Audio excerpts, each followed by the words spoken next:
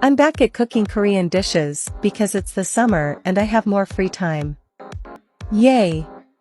Today's dish was Enoki mushrooms pancakes. They're called John, but I already know the AI voice will butcher the pronunciation. I'm kinda following the recipe from the My Korean Kitchen website with some minor tweaks because they're always good and I haven't cooked this dish before, so I wanted to be safe. Of course I started by rinsing the enoki mushrooms, remembered to remove the woody ends, and drying them well with a paper towel. Then I added some flour and sesame oil, about 2 tablespoons and a teaspoon for a whole pack of mushrooms, mixed it well to coat the enoki and set them aside.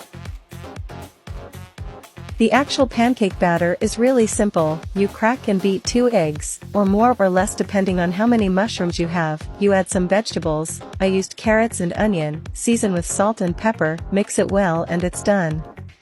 The only thing I wouldn't suggest doing is cracking the eggs like I did. I was trying a method I saw online where you just drop it on a flat surface and it's supposed to crack well, but it was a mess. I'll stick to banging it on the edge of the bowl, thank you.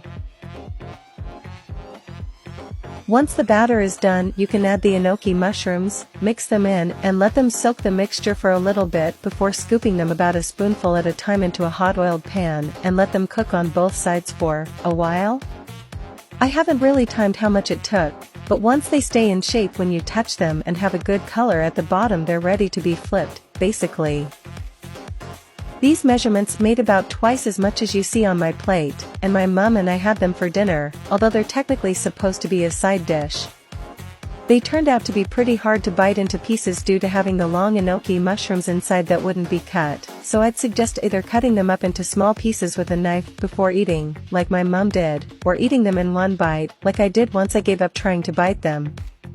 You could also cut the mushrooms before putting them into the egg, I guess, but since it wasn't said in the recipe it didn't come to mind. Anyway, they were really good and I'll be definitely making them again.